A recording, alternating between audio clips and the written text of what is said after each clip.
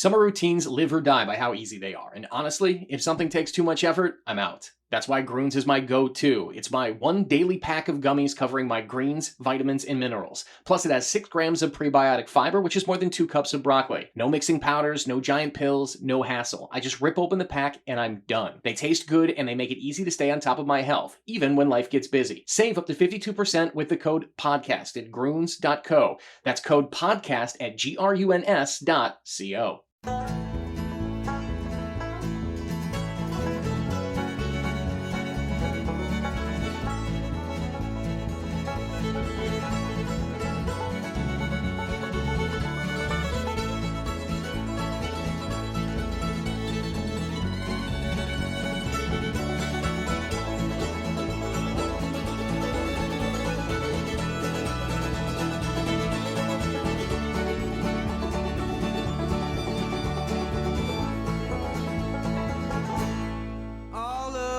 Welcome back to Worst Seats in the House. Mike Russo, Anthony LaPanta. Amazing how a couple games changed the complexion of everything. Anthony, double overtime loss. Wild had plenty of opportunities to end that thing before Wyatt Johnston got his nifty stick on that puck, and we'll talk about that in a second. But, you know, when you have 5 power plays, 2 to take a 4-2 lead, 3 to break a tie, 2 in overtime, and you don't score, you just knew what was going to happen on that second penalty in a row, that one by Danila Yurov, dead tired, throws it into the stands, and you know it you know they get the timeout essentially to clean the ice as well. So it just felt like that entire time they were waiting for that PK, it was just a matter of time before the Wild lost that game, and they absolutely did on a great play by Heiskanen and a great play by Wyatt Johnston.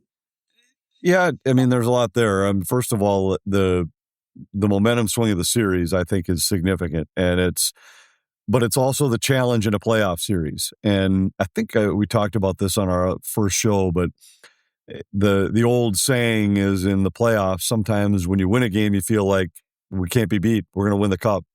And then all of a sudden you lose a game and you feel like it's the end of the world. The season's over. And the reality is nobody's going to go 16-0 to win a cup. And if you look at the cup winners over the years, almost always they're behind at some point in some series along the way. And the challenge for teams is to remember that just like in the regular season, it's one game. So the Wild lost this game. And I think what will define this team is, can they now come back in game 4 and let this be no more than just one game and not have it be something that deflates them and carries over into the next game. It's what Dallas did between games 1 and 2. Blown out in game 1, dominated in every phase, came back in game 2 and all day long had the approach that was one game. We're down 1. Now we got to win game 2. And now to the specifics of the game. Yeah, Dallas is just special teams. On that topic, though, the difference between the two organizations is one always does that and the other never does that.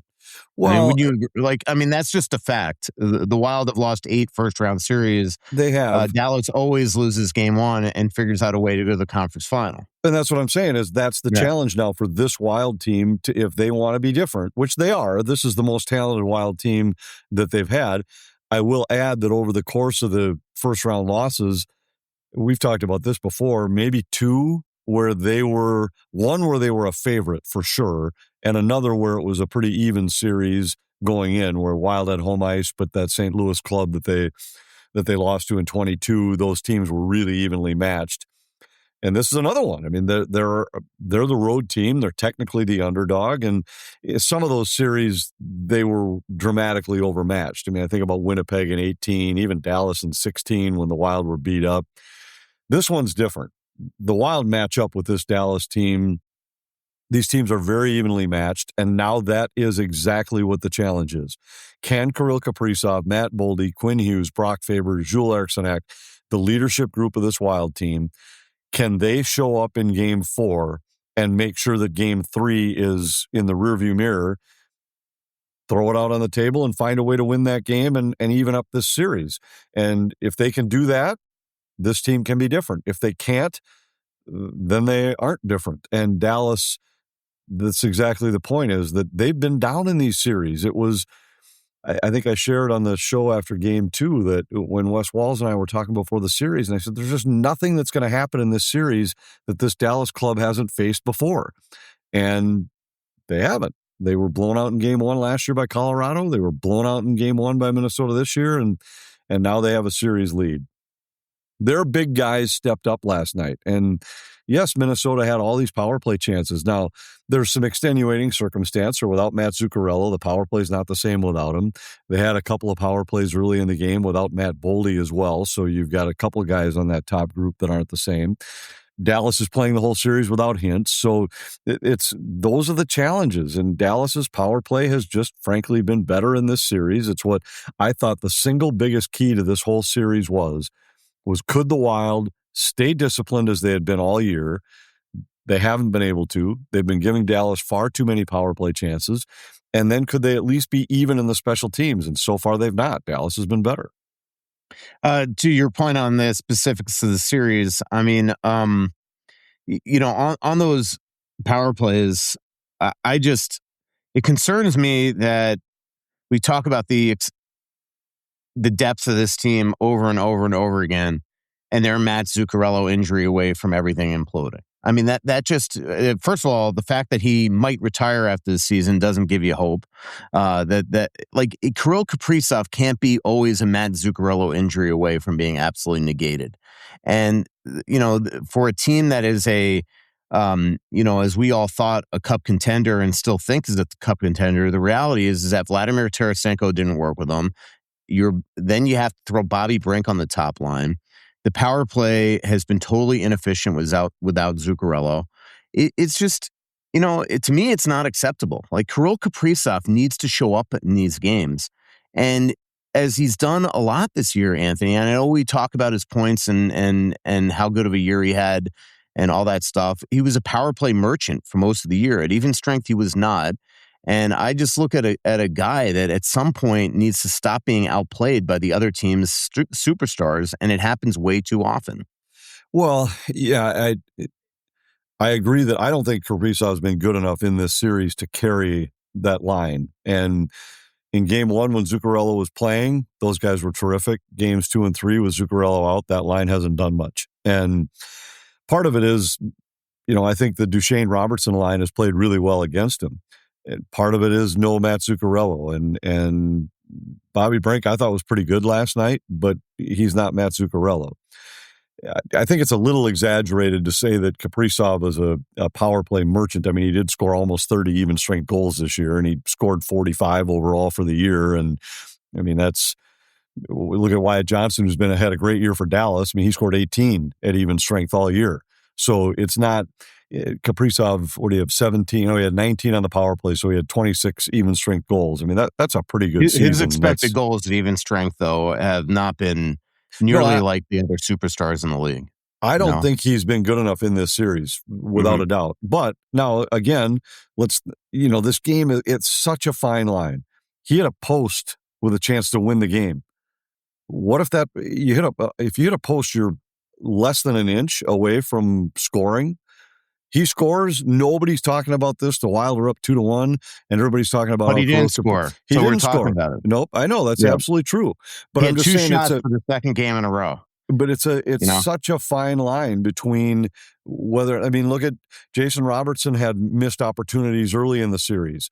Now in the last 2 games, he's cashed in. Kirill cashed in game 1. He didn't in games 2 and 3. He has to cash in game 4, in my opinion. That this team can't ride only the Boldy Eriksson line at even strength. Dallas has got nothing from their depth guys either. That's been the interesting part of this series is that you made a comment earlier about the Wild becoming deeper. Well, they became deeper with third and fourth line role player type guys. Yeah. And those guys were good last night. McCarron, I thought, was really good for them. Great. Nick Foligno drew a penalty at a key time. But when you look at the scoring, last night when McCarron scored with an assist from Nick Foligno, it was the first point the Wild had from their bottom 6 in the series. And Dallas doesn't have one yet. Not a single point outside. I think they only have 5 players who have a point in the series. So it's amazing how much the top guys have been the difference in this series, but a big part of that has been because so much of the offense has been special teams. So how did they solve this issue here? If Matt Zuccarello can't play game 4, Anthony, we've seen Tarasenko not work there. We've seen Brink not work there. Do you play a Hunter Haight and move a Ryan Hartman to right wing? Do you just load up right away with Boldy on that line? They've got to figure out a way to get Kaprizov going here, and clearly people are having trouble playing with him. Yeah, he's having trouble playing with people. Yeah, I think it might be more of that. I think what we found from Kaprizov is he needs somebody that drives the pace on his line. And Zuccarello doesn't do it necessarily with his feet, but he does it with his mind and his puck moving. And, I don't know that I'd go away from Brink, at least yet. I don't know that it's time to throw a Hunter Haight in. I think that might... I could see that showing a little, almost like a panic move. I totally disagree. But first of all, I just think he's so respected in that room. And, I just think that we're, and look, I'm not saying Hunter Haight's Porter Matone, but I do think that teams need to be, we're in an age now where these guys are so different than kids yesteryear. And they play huge, high stakes tournaments. And I just think teams need to stop being afraid to play the kids. Yeah. And he would add a level of speed and skill and competitiveness to this group that right now I don't see them having in their bottom 6. And I'm not saying that you got to play him on a Kaprizov line, but I think, Well, but that's the question we're asking is what do you do to get Kaprizov going? And I don't think you can go into a game loading up and try to win with one line, not against this Dallas club. I really don't. I think you've got to have 2 lines. I wouldn't want to mess with the Boldy Eriksson Ek Johansson line. I think that line has been good. So if you're talking about who do you play with Kaprizov to get him going, well, the answer is not Tarasenko. The answer is not Danila Yurov. I don't think the answer is found in the bottom 6 on this roster. So you're down to Bobby Brink or else, to your point, trying to start or throw somebody else in the lineup that hasn't been there yet. And I just don't think, I'm not sure that right now I'd look at Hunter Haight and say he has, even and I like Haight. I think he's got a chance to be a good player. I think he's shown some flashes, but it isn't like he hit the ice like you throw out Porter Martone. And I know you're not saying he's that type of player, but the difference is they threw that guy in and he immediately was on the score sheet. That's not what's happened to Hunter Haight when he's played. We see but at the end of the year, he was great the last couple games that he played, and he ended the year on tear in AHL. But he didn't look at what he did over the course of the NHL. He had 1 goal in 10 games, 9 games, 10 games. I mean, that isn't a guy who came in. If he had played in those 8-9 games, and I agree with you, he showed some flashes, but he also had some games where he absolutely was invisible. And he isn't a guy that I think demanded a chance. That's all. I think there's just a difference there. So to me, I think I would go Brink 1 more game with those guys. And this was a game that the Wild lost the game. And they're now in a tough spot in the series where it's not a must win, but it's nearly a must win in game 4.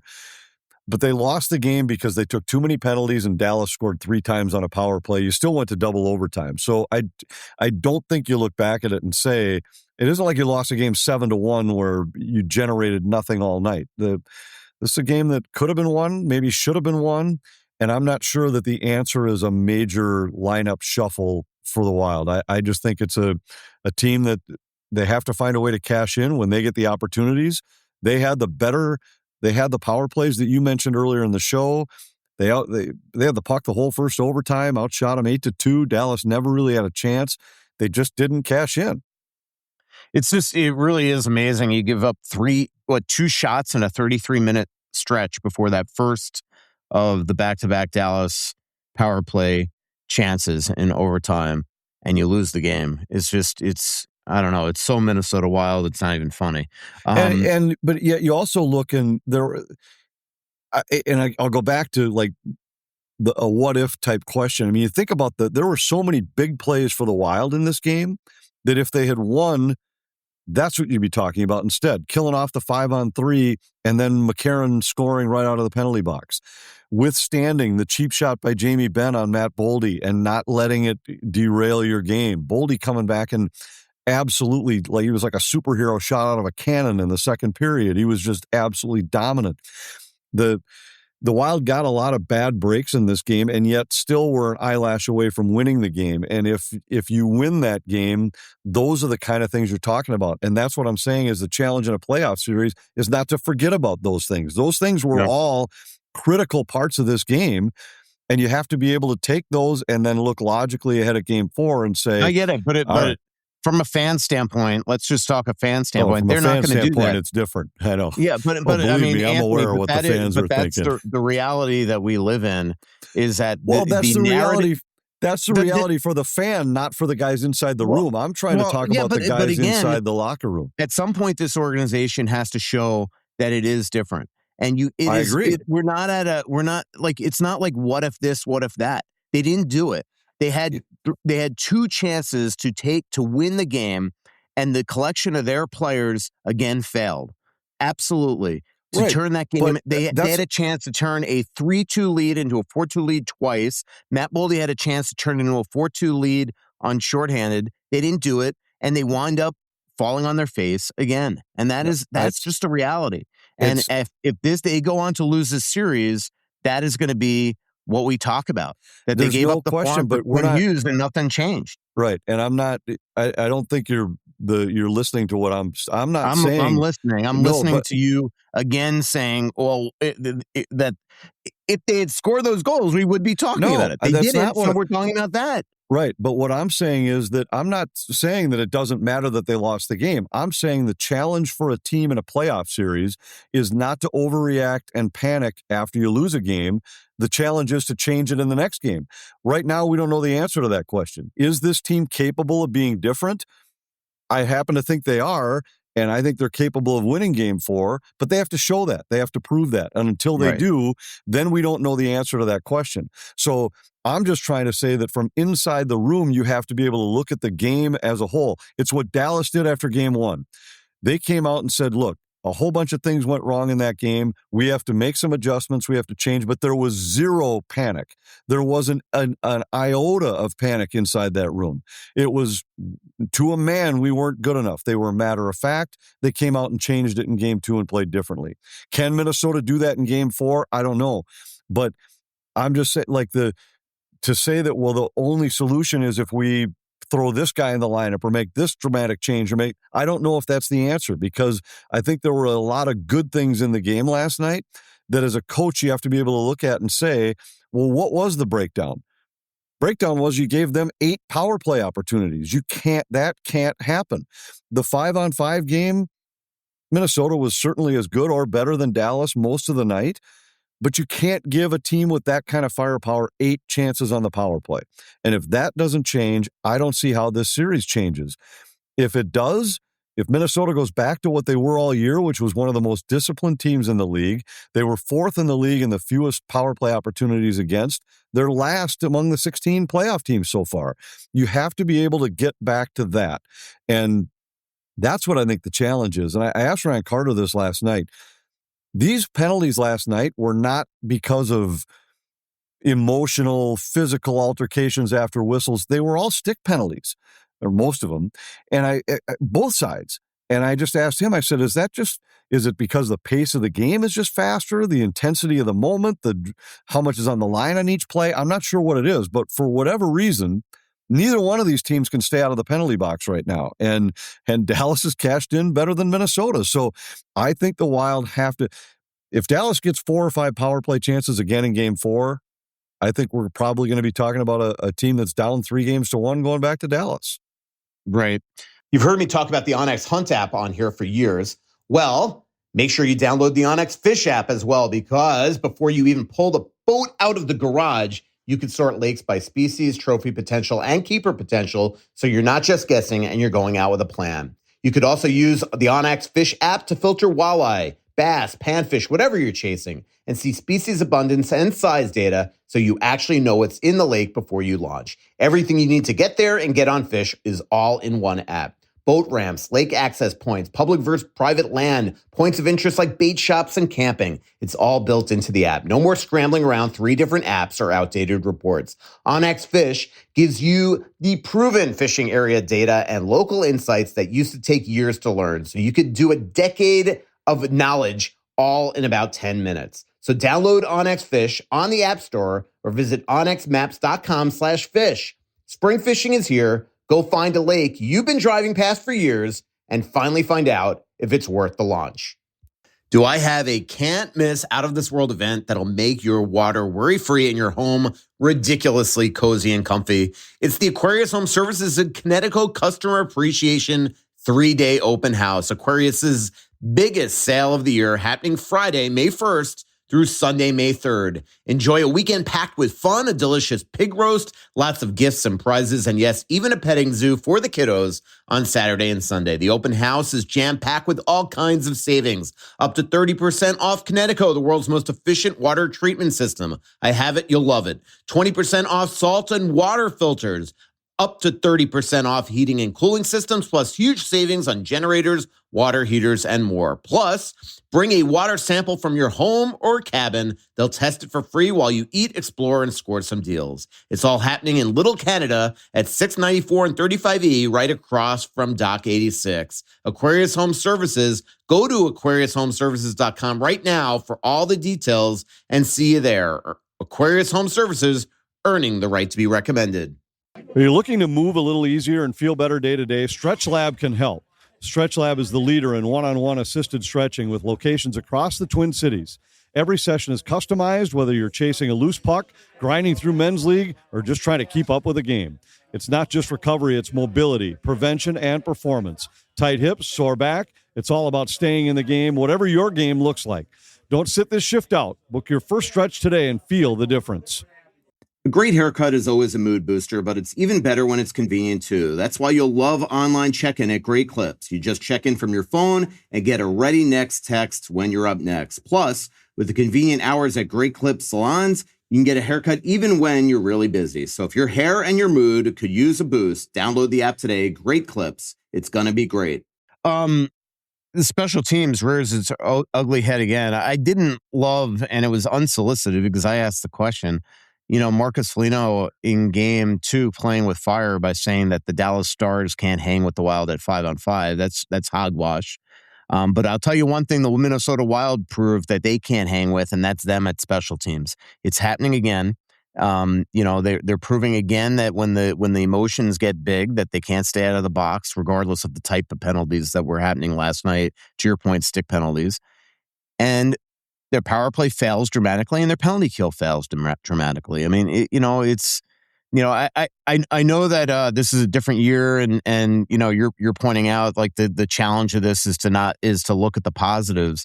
But when you've seen this movie over and over again by the same collection of players, Anthony, right. It's very concerning. It is concerning, but I'm not saying that. I think it's yet to be determined if this is different. That's all I'm saying. This collection of players has to show that they're different. I mean, they're different in that they have Quinn Hughes. They've never had him here before.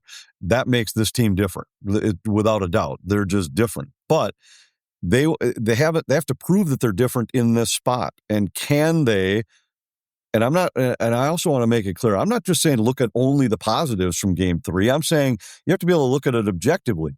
There were positives, but there were also things that are concerning. One of them, the biggest one, is the discipline. That has to change. And then I think you have to find a way to clean some things up on the penalty kill, because it's not a coincidence that Dallas continues to score on the power play. Now, they're a terrific power play. They were second best in the NHL, set a franchise record. They were the number 1 combined special teams team in the NHL. So this isn't like you're getting lit up by the special teams of the Seattle Kraken. I mean, you're getting lit up by the best special teams in the NHL, but you knew that coming into the series. So you knew you had to keep this game at 5-on-5, at 4-on-4, and play it that way. And the Wild haven't been able to do that so far. So I think you have to be able to look back at these things, not just the positives and the negatives, but then just not overreact to what the end result was. Instead, look at the specifics of what wasn't good enough along the way, because there were some things that were really terrific. And the Boldy's play was outstanding. Joel Eriksson Ek was an absolute beast last night. 27 faceoff wins, took 40 draws, and was an absolute animal against Dallas's best players. I mean, you look at the Johnson-Rantanen line, they generated almost nothing at even strength, and a lot of that was playing against Eriksson Ek's line. So there's some things there where you can say, all right, well, that gives me reason to believe that Game 4 can be different. But the things you have to clean up are the things that are most important. I think What do you make of Marcus right now? He has a turnover on the second goal by just, again, not putting the puck on that. He made a really horrific decision by trying to pass it toward the blue line to McCarron. He doesn't get the clear before you're talking about Marcus Foligno. Yeah, Marcus. Did I say Johansson or no? You just said Marcus, and I was making sure which one you were talking about. The turnover there. He didn't get the clear before the Urov penalty. Obviously the puck on the Wyatt Johnston goal first deflects off him. It just seems like, man, he's not. We're not seeing the best of him. No, I think he's probably frustrated. I think we saw some of that with the penalty against Harley in Game 2, just some of that, the emotional stuff. I mean, I know that I listened to Matt Duchene in the postgame last night after his version. I didn't hear what Marcus had to say about that play where Duchene fell on top of him, and but you could tell he was running hot after that, and he's been such a terrific leader for this Wild club throughout his career. And, right now it seems like the intensity of these games against Dallas has made it tough for him to play with the same kind of discipline he plays with most of the season. But that's a part of all of this. The Wild, they have to find that, and he has to find that the rest of the way in this series. You worried how the lasting effects of this? I mean, I don't think he was very good last night. Even before, he had another play that was almost very similar that he almost messed up on a play where they were hemmed in for a while. I mean, there's another one. I mean, I know you don't want to take him out and create that narrative, but there's one where you could change him with Hunter Haight. Well, that to me would make there's a little more possibility of that. But the only thing about Urov is that his game is so good, so responsible in his own zone. And I know he took the penalty last night with throwing the puck into the crowd. And, but those are the kind of things that happen when you start to get fatigued toward the end of a game, end of a shift. And it was a tired mistake. It was a tired mistake. It was. And, Boldy's was just a kind of an unfortunate when he fired at the length of the ice and sailed into the crowd. I covered Brian Ralston do the same thing in Dallas one year. Right when he got it, it was like I almost saw it before it happened. I'm like, oh boy, because he just airmailed it. It was But the Urov thing is a little more interesting. I was worried about his ability to compete on the faceoff dot, and boy, I didn't look at what the final numbers were last night, but at one point in the second overtime, Eriksson Ek was like 27-12, and the rest of the team was like 14-34 or something like that. And Urov's a part of that. So, again, I don't know that I'd make that change right now. You got a guy who has proven himself over the course of the year to be a guy on whom you can depend in your own zone. I don't know if throwing Hunter Haight into a spot like that is the right answer at this level, at this point in his career. Ryan Hartman lost 16 of 22 faceoffs last night. Urov lost 7 of 8. Yeah, and so let's just stop on the Hartman thing for a minute, because the easy thing to point to on that line is say Kirill Kaprizov's your superstar. He's not making anything happen. Well, when the center on your line is winning 25% of his draws, so you're starting without the puck each and every shift against a pretty good possession club, that's not the easiest thing to pile up points when you're in that spot. Now, you can't. I'm not just saying, you lose a faceoff, that means you don't score on that shift, but it does make it more difficult, without a doubt. And that's a factor. And then, of course, not playing with your regular wing. I think you have to remember those kind of things when you look at a player and say he's not doing anything right now. Fair enough. Absolutely. And good math, knowing it was 24%, not 25. Close.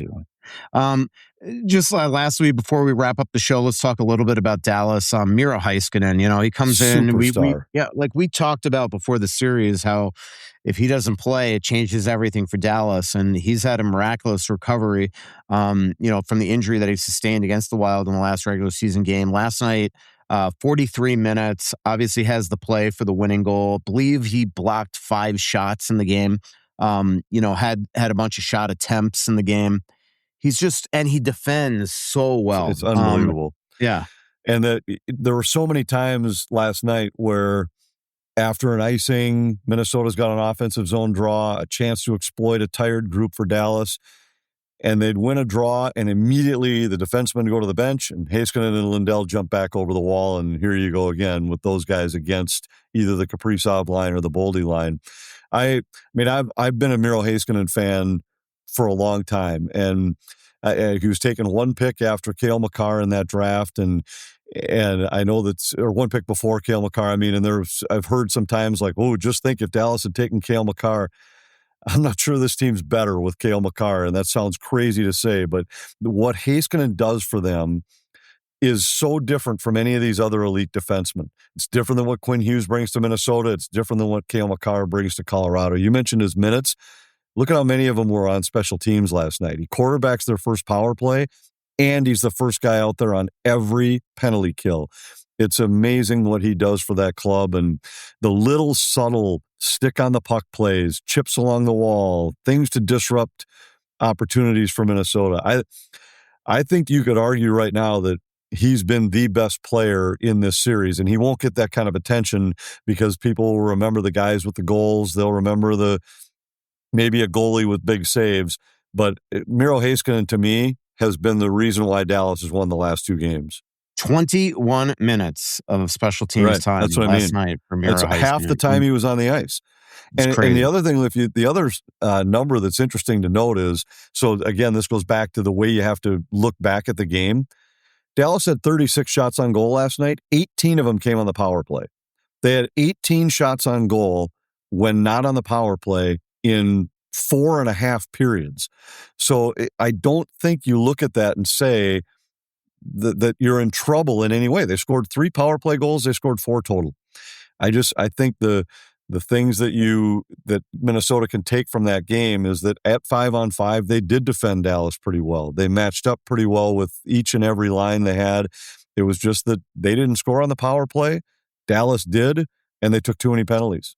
What's that sound like? 2023 all over again. It does sound like 2023, yep. And that's but the difference I think in 2023 is that Minnesota wasn't necessarily the better team 5-on-5. They were competitive 5-on-5. Here, I think they have been the better team at even strength throughout this series.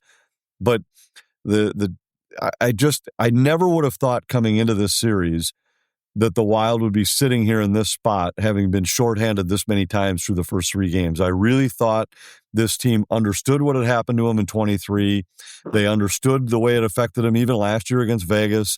And they had been so disciplined all year that I expected we would see something different. And so far we haven't. I still believe there's going to be a long series, but that has to change or it's not going to be. Game 4 is at 4:30 p.m. on Saturday. The best news of last night was a 7 p.m. Tuesday night start. I do like that. I'm excited about that. I have some better news for you because I know that you just seem to take pride in anything that challenges others. So you will now be very relieved to know that Ryan Carter and I are going to fly commercially to Dallas and back for Game 5. Wow, what time? I don't remember what time I booked my flight. Okay. I think maybe. I hope you're on mine. I'm not flying Delta. I know that. Probably not. I think I'm sometime in the morning on Monday. Yep. By the way, did you finish all those berries last night? Because nobody else was allowed to have berries in the press room. They had an entire tray of berries. And you took them all. No, I took a decent chunk of the raspberries and a few strawberries. Only about 4 blackberries. They weren't very good last night. I thought I know you don't believe in jinxes, but you might believe in this one. When I came up to you and I said to you, I brought 3 plums, 1 for each overtime, and that is I ate those plums last night. Yeah, it was. Don't you think that the Wild press box needs to stop getting rid of the coffee and all the stuff, like, in the third period, just assuming the game's going to be over? Well, I never drink coffee during the game, so I didn't really pay attention to that. I switched to tea. But nothing was there. Yeah, I think all of a sudden there's a few more media members here than are around during the season, so it disappears a little more quickly. But yep, exactly. I'll work on those guys for it. Maybe we'll get you a little Keurig pot to just sit next to you, so you can make sure you're properly caffeinated. Yep. Just so everybody knows, John Hines is available this afternoon, and then they'll practice tomorrow. So you will be seeing Hines quotes today, but so we'll get injury updates. We'll try to get to the bottom of how they can get Kaprizov up and running here. Game 4, Saturday, 4:30 p.m. Thanks for this latest edition of Worst Seats in the House. Thanks to our incredible sponsors, Aquarius Home Services, your local authorized dealer for Connecticut water treatment systems. Our newest 2 sponsors, Great Clips and Stretch Lab, and of course, OnX Maps. Thanks, everybody. So much coming